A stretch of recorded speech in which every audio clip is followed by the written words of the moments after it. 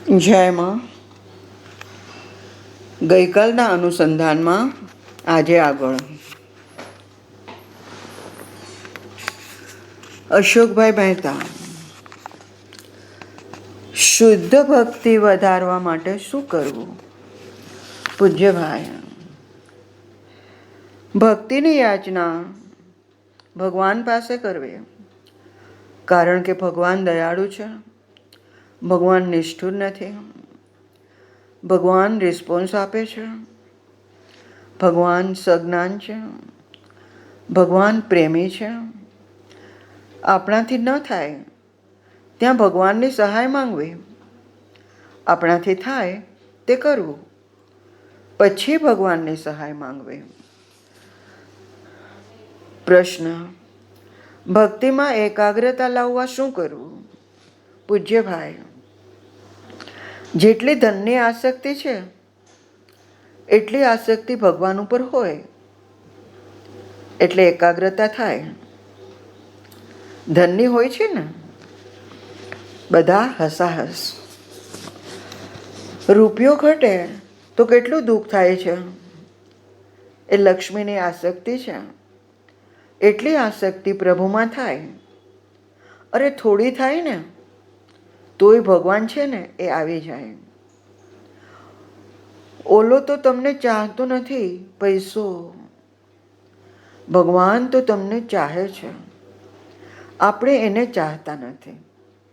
લક્ષ્મી તમને ચાહતી નથી, આપણે એને ચાહીએ છીએ.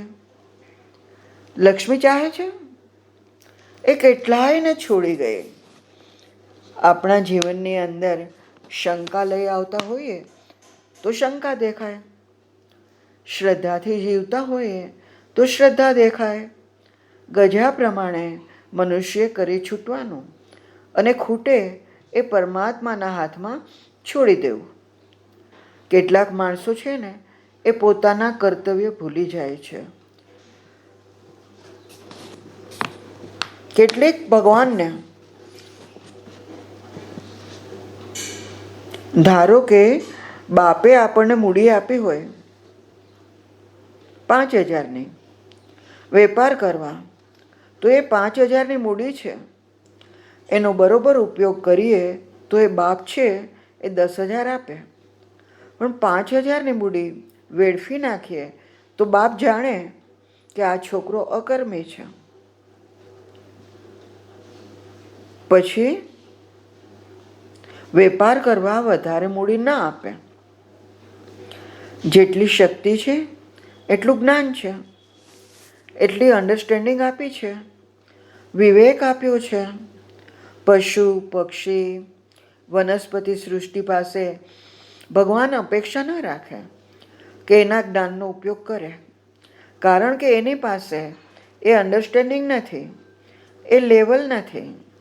આપણી પાસે છે તો ડિવિનિટી છે, તેને અપેક્ષા છે. આપણે કહીએ આપણે લાચાર છીએ, ભગવાન બધું કરી દે, પણ આંખમાં કણું પડ્યું હોય તો તુરત જ આંખ પટપટાવીએ છીએ. ત્યાં ભગવાનને પૂછતાય નથી. આપણે પ્રવૃત્તિમાં ક્યાંય ભગવાન પર મૂકતા નથી.